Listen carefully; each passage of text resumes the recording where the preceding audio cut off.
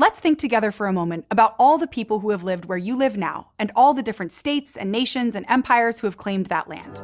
Like right now, I'm standing on land in what's now South Florida that's currently controlled by the US, but in the past has been controlled by the Spanish, is possibly named after the Moyaimi, and is the traditional territory of the Calusa, Miccosukee, Seminole, Taino, and Tequesta nations. As we've talked about a few times here on Crash Course Geography, each place comes with multiple names and a long history of rulers and claims that can still influence how it's perceived today.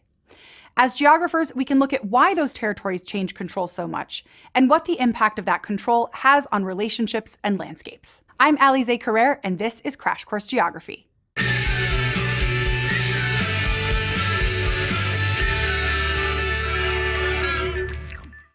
Last time, we explored the relationships different economic systems can create between states. This can be a relationship like the one between Bulgaria and Germany. Their shared communist, then capitalist history has led to long-standing alliances and being committed trading partners through all sorts of governments and economies. Though we've also seen how geopolitics and different governments can influence the relationships between states. And today, we're going to talk about a particular form of governing and the lasting impact it can have throughout the world. That's right, get out your risk boards, we're talking about empires. An empire forms when a single authority controls multiple territories, states, and countries. There are several ways an empire can function, ranging from intrusive to rather hands-off. But when an empire also creates unequal economic or power relationships, that relationship is considered imperialism, though this relationship can eventually be more hands-off too. Imperialism describes the domination and subordination of one state over others, and is often motivated by the acquisition of land, resources, or strategic positions. From there, we can look at different types of colonization, which is either a type of imperialism or just another type of empire, depending on who you ask, that often implies settlement of people in an area, and a degree of cultural control in addition to control of land and resources. Which kind of sounds like imperialism plus. Imperialism and colonialism do have really similar definitions. In fact, they're still debated within geography and other disciplines. In the early 21st century, when we talk about colonialism, we're often referring to European colonialism, which happened globally between the 15th century to the present. But the Chinese, Japanese, and Mongols built vast empires too. In this case, we talk about imperialism because of the way each expanded through force, and each had elements of extraction of resources and control of local politics. We feel the impacts of colonialism and imperialism around us in almost all places in the world, even though many of those systems have been formally ended. For instance, the Mongol Empire consolidated a huge chunk of Central Asia, and even though the territory has changed hands many times, it's still more or less together. Today, that land makes up much of what's now Russia and Mongolia. Ultimately, empire, imperialism, and colonialism are all interrelated tactics of geopolitics that are used to achieve similar goals of one state maintaining economic, political, or cultural dominance over other territories, often for economic gain.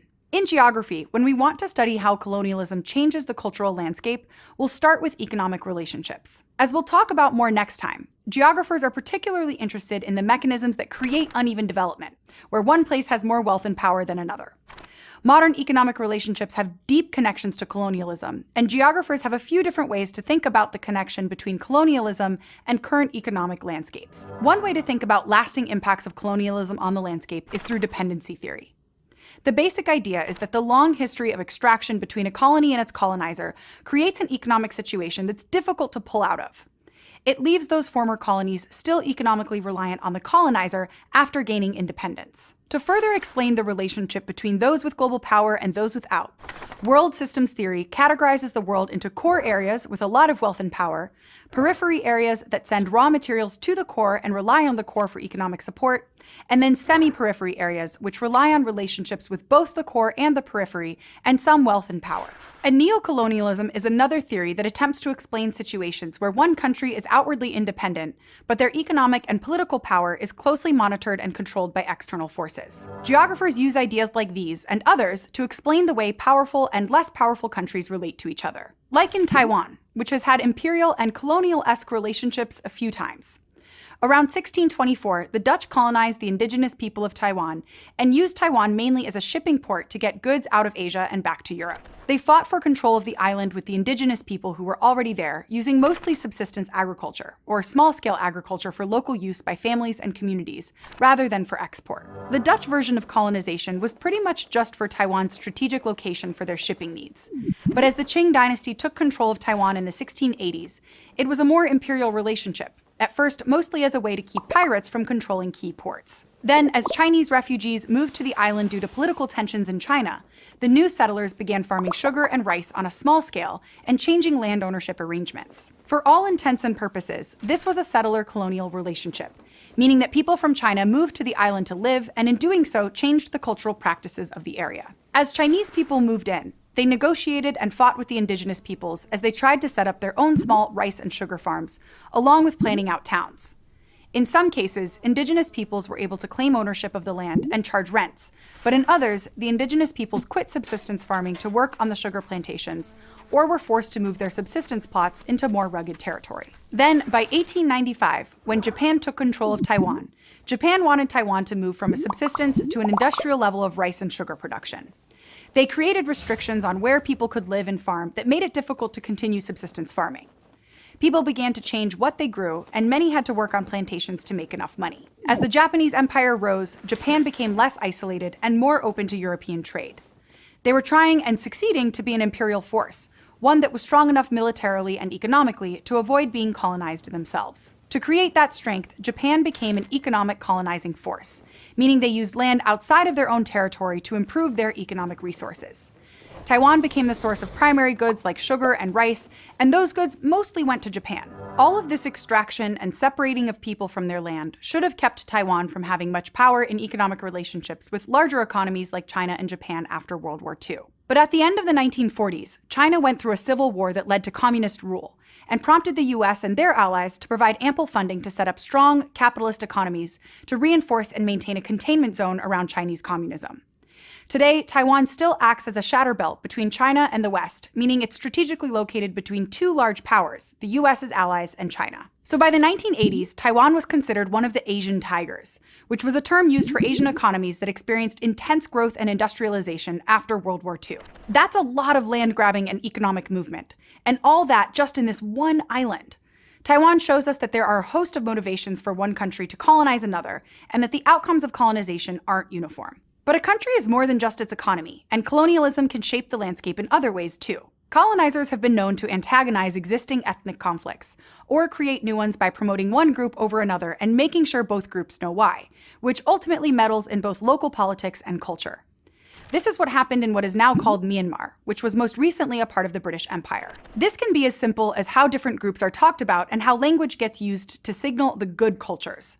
The messaging throughout Myanmar's colonial period about which groups were outsiders and which groups belonged set up foundations for ongoing conflicts between the peoples of this region. Usually, the so-called civilized, developed, and modern cultures are either the colonizers or the colonizers' preferred cultural group. And derogatory language like uncivilized, primitive, or backward refers to the people being colonized or the more marginal groups. This coding of people and cultural traits as acceptable and unacceptable allows for the mistreatment, enslavement, and genocide of people. And today, Myanmar is known for regular war and conflict between groups and an ongoing genocide as of late 2021. Both Myanmar and Taiwan are examples of how empires treat a peripheral territory. In the case of Taiwan, it was advantageous for the territory to build up a strong presence through a powerful economy. Because they have control over their own economy and are strong enough to negotiate favorable trade for themselves, they are not fully dependent on any one country. They are semi-periphery. But in the case of Myanmar, it went through a type of colonization that politically divided different cultural groups, leaving the resulting state fractured. The British Empire united its own power through national pride and accumulating immense wealth, but destroyed local power through suppression of national cultural expression like languages and religions, changing local knowledge and education, and dismantling the existing economy. So in Myanmar and other former colonies, the long-term political consequences of colonization are bound up in the impact of how colonizers treated their cultural heritage and landscapes. In other parts of the world, settler colonialism like Taiwan experienced with the Qing dynasty often makes the largest impact on the cultural landscape. Settlers can use processes like forced migration, remaking place names, and other tactics that rewrite the landscape to signal that one culture is prioritized over other, already existing cultures. As North America also struggles to reconcile its history and present-day settler colonial system with social calls for equality for Black, Indigenous, and other people of color, we can see the roots of those stereotypes and tensions going back to colonial language. So much of the world has spent time in one form of empire or colonial structure or another that we can also find the imprint of colonialism even in places that were never colonized. Like in Thailand, which was never a colony despite being nestled between territories once part of Mongolian, Japanese, and even European empires. But it still felt the pressure of those narratives that dictated what was a desirable culture. Now, I'm going to use my psychic geography powers and guess that you have a Thai restaurant somewhere near you. Feeling pressure to fit in, the Thai government tried to both make their food seem palatable to non-Thai audiences, which would help them align with dominant cultures, and remain true to their cultural heritages. And by 2003, the Thai government invested millions providing loans to Thai citizens who wanted to create restaurants abroad. This furthers their cultural outreach and international goodwill. This is a form of culinary colonization, or pressure to change and conform the cultural trait of food for diplomatic reasons. While no one external leader or state required this change, the leaders of Thailand realized that if Thai people were going to control the narrative about their culture, they would have to get out ahead of the pressure to conform.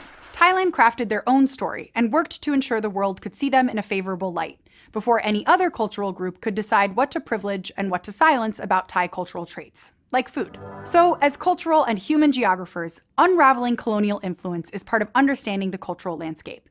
And as economic and political geographers, being able to read the causes of unequal economic opportunity or political power is part of our work. But colonialism isn't a thing of the past. We still see the push and pull for control over resources in regions all over the world.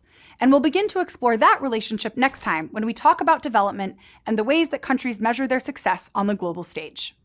Many maps and borders represent modern geopolitical divisions that have often been decided without the consultation, permission, or recognition of the land's original inhabitants. Many geographical place names also don't reflect the indigenous or aboriginal people's languages. So we at Crash Course want to acknowledge these people's traditional and ongoing relationship with that land and all the physical and human geographical elements of it. We encourage you to learn about the history of the place you call home through resources like nativeland.ca and by engaging with your local indigenous and aboriginal nations through the websites and resources they provide.